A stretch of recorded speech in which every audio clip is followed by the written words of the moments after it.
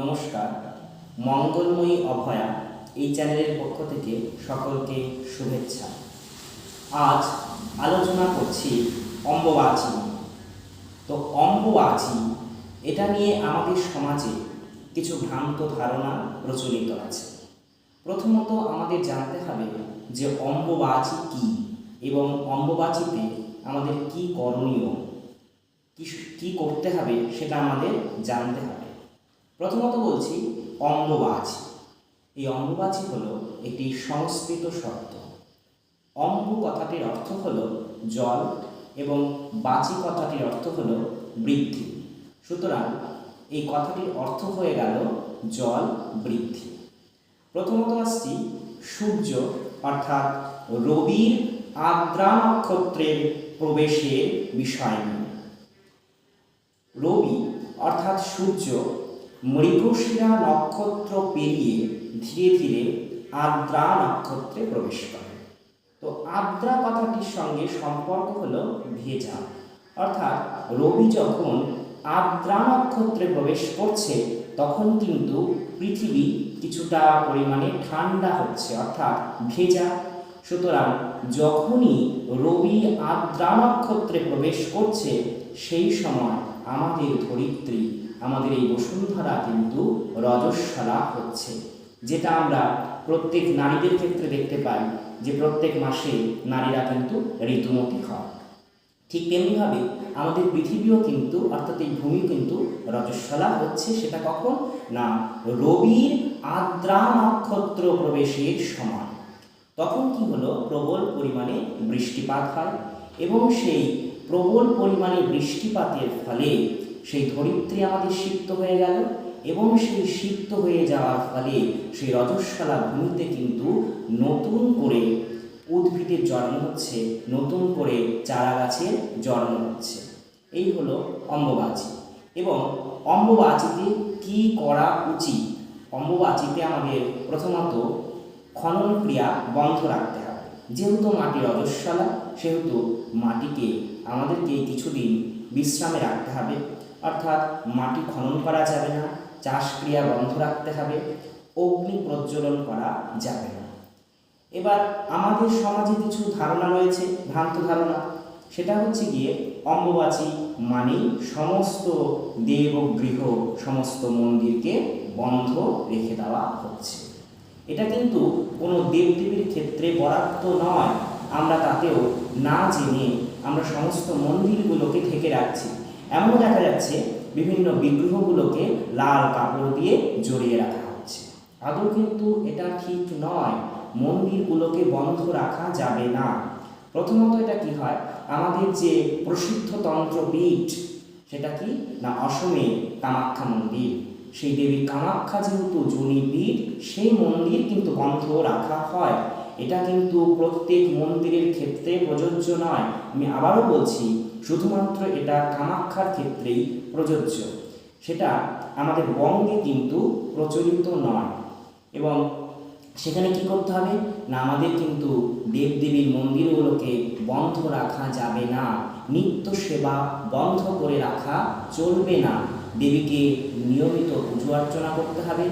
তার যেভাবে আমরা নিত্য সেবা করি সেই নিত্য সেবা করতে হবে।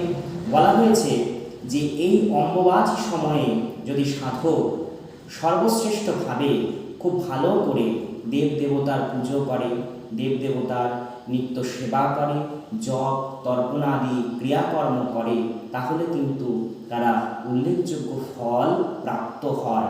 সারা বছরে যে ফল তারা প্রাপ্ত না হয়, অম্বুবাচী সময়কালে দেবীর কৃপা কিন্তু তাদের উপরে বর্ষিত হয়। সুতরাং অম্বুবাচী সময়ে আমাদের কিন্তু এই কাজগুলো করা উচিত।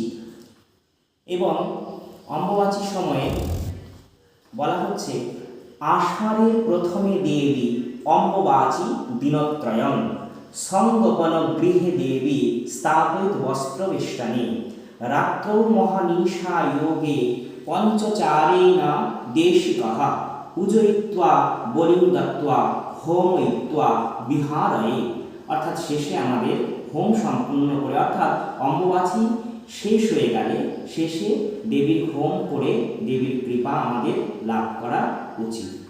তো অম্বুবাচীতে আমাদের কিন্তু কখনোই এই সমস্তভাবে অর্থাৎ মন্দিরগুলোকে বন্ধ রেখে দেওয়া উচিত নয়। এবং অম্বুবাচী কার কার পালন করা উচিত সেটা বলছি। অম্বুবাচী কিন্তু শুধুমাত্র বিধবাদের জন্য প্রযোজ্য নয়, অম্বুবাচী সবাই পালন করতে পারে। যেমন এই যে একাদশী ব্রত, একাদশী ব্রত কিন্তু ব্রতের মধ্যে শ্রেষ্ঠ ব্রত, সেটা সবাই পালন করতে পারে। সে গৌড় হোক বা সে শৈব হোক, গানপথ হোক, বৈষ্ণব হোক, সবার ক্ষেত্রে কিন্তু একাদশী ব্রত পালন করা উচিত। তেমনিভাবে এই অম্বুবাচী কিন্তু শুধুমাত্র বিধবাদের জন্য নয়, প্রত্যেকেই কিন্তু এই অম্বুবাচী পালন করতে পারে। এবং এই অম্বুবাচীর সময় দেবীকে কি কি খাদ্যদ্রব্য প্রদান করা হবে সেটা একবার বলছি।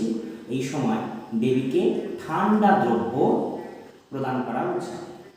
সে ফল হতে পারে বা দুগ্ধ জাতীয় দ্রব্য হতে পারে, কিন্তু কখনোই পাক করা দ্রব্য অর্থাৎ রন্ধনকৃত দ্রব্য দেবীকে প্রদান করা উচিত নয়। যতটা সম্ভব দেবীকে আমরা এই সময়টাতে ঠান্ডা জাতীয় দ্রব্য প্রদান করব। সুতরাং আবারও আমি বলছি, বারবার করে বলছি যে আমাদের সমাজের যে প্রচলিত ভ্রান্ত ধারণা সেটা থেকে আপনারা প্রত্যেকে বেরিয়ে আসুন।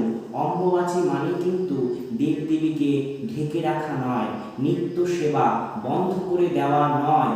আপনারা বুঝুন, জানুন। কারণ কি, দেখুন প্রত্যেকের বাড়িতেই আমাদের মা বোনেরা আছে এবং প্রত্যেকেরই মা বোনেদের যথাসময়ে তারা ঋতুমতী হয়, রজস্বলা হয়। কিন্তু তারা যখন ঋতুমতী হচ্ছে সেই সময় কিন্তু আমরা তাদের ঘরের এক কোণে রেখে তাদের কিন্তু খাবার দেওয়া বন্ধ করি না। তবে কেন? দেব দেবতাদের ক্ষেত্রে এই সমস্ত কঠোর নিয়মাবলী আমরা চালু করেছি। এটা থেকে আপনারা বেরিয়ে আসুন, বেরিয়ে এসে জানুন এবং আপনারা প্রচুর পরিমাণে আপনারা যেই সম্প্রদায়ভুক্ত হন না কেন, আপনারা হন না বৈষ্ণব বা শৈব, গানপদ, পৌর, যেই পরম্পরাতেই থাকুন না কেন, আপনারা প্রত্যেকে এই সময়টাতে অম্বুবাচীর সময়ে দেব দেবতাকে ভালোভাবে স্মরণ করুন। জপ, তর্পণ, আপনাদের যে নিত্য ক্রিয়া আছে সেগুলো আপনারা পালন করুন। সর্বশেষে বলছি আরেকটা জিনিস, সেটা কি না, অম্বুবাচী চলাকালীন আপনাদের যদি মনে সংশয় থাকে তবে আপনারা সর্প ভয় নিবারণের জন্য যে কাঁচা দুগ্ধ সেটা কিন্তু আপনারা পান করতে পারেন। এতে সর্প ভয় নিবারণ হবে। এই অম্বুবাচী যতদিন পর্যন্ত স্থায়ী আছে এই সময়টাতে আপনারা কাঁচা দুগ্ধ পান করুন। এই বলে আজ এখানে শেষ করছি। নমস্কার।